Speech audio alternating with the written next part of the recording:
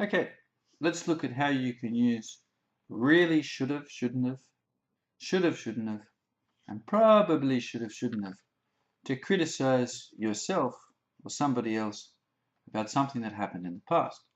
For example, last night I didn't go to bed early and now I'm tired. So it was a mistake not to go to bed early. And I'm going to criticize myself. I'm going to say, that was not good, you idiot. Using should. Oh, I'm so tired. Oh, why didn't I go to bed earlier last night? I should have gone to bed earlier, and then I wouldn't be so tired. Stupid me. So the structure was, I should have gone to bed earlier.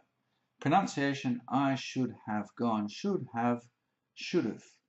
I should have gone. I should have gone. I should have gone to bed earlier. Please note that when I said it, I didn't say it in a mechanical way. I should have gone to bed earlier. Today is Tuesday. Tomorrow is Wednesday. Because I'm not saying a fact. I'm showing you my emotions, that I'm criticizing myself, that I'm not happy with myself. You idiot. Okay, so that's the basic structure. If I want to criticize you, you didn't tell me last week. Now I have problems because you didn't give me the information. You should have given me that information. Why didn't you give me that information? You should have given it to me. So again, you should have given, you should have, you should have given. So that's the basic structure, and you can use it to criticize anything or anyone. In some countries, they really like to criticize the government or the president. So, for example, the government didn't fix the roads last year.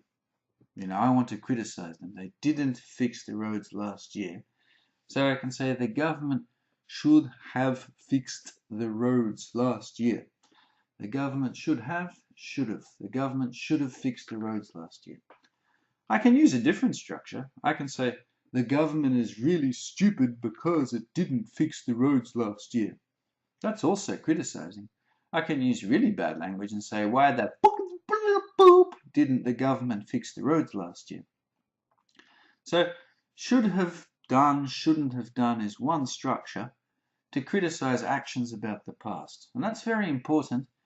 All of these actions I talked about are about the past. Last year, last week, last night. Do not use this should have structure if you're criticizing about now or the future. We're only practicing about the past. One thing we can do to increase our linguistic choice with this structure is to make it stronger by using the word really. For example, I didn't go to bed early last night. Stupid mistake.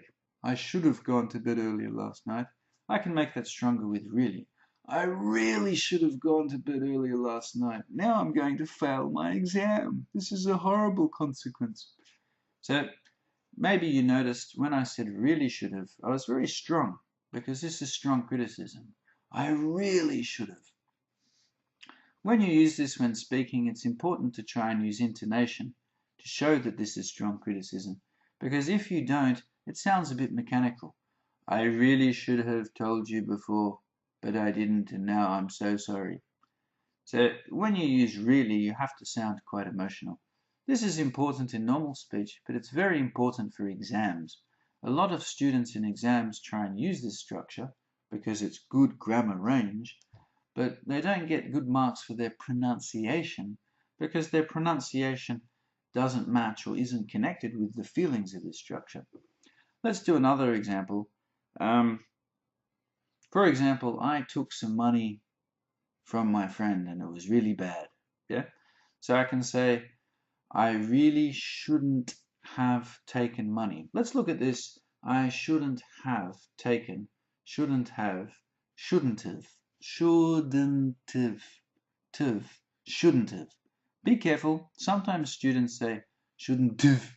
I shouldn't have taken, but the stress is on shouldn't. I shouldn't have taken. Practice that if you need to. I shouldn't have taken. I shouldn't have taken. So I shouldn't have taken money from my friend. That's fine. Or I can make it stronger. I really shouldn't have taken money from my friend. Now he's not my friend anymore. So that's a way of making it stronger using really. You can use it, you really should have told me that earlier. Now we're going to lose the project. You can use it in any of these situations.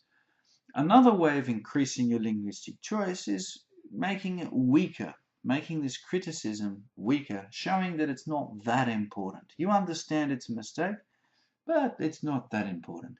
For example, I'm a bit tired today. Yeah, it was probably a good idea to go to bed earlier, probably, but So I can say, I'm a bit tired today. I probably should have gone to bed earlier.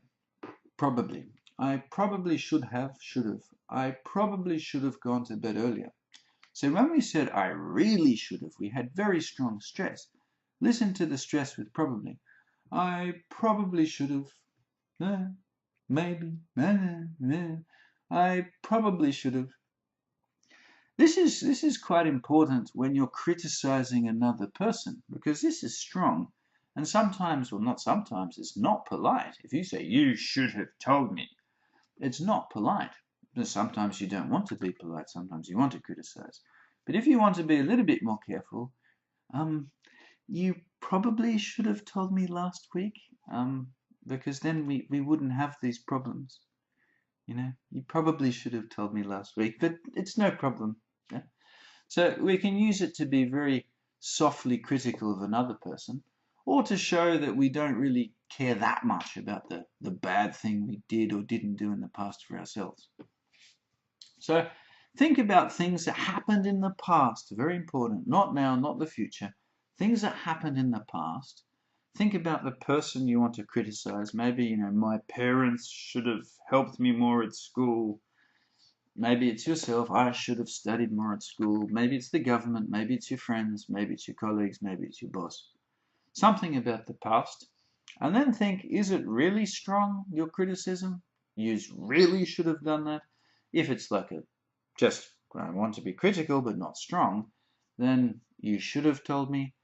And the third level, if it's whatever, or you want to be polite and careful, say, you probably should have told me.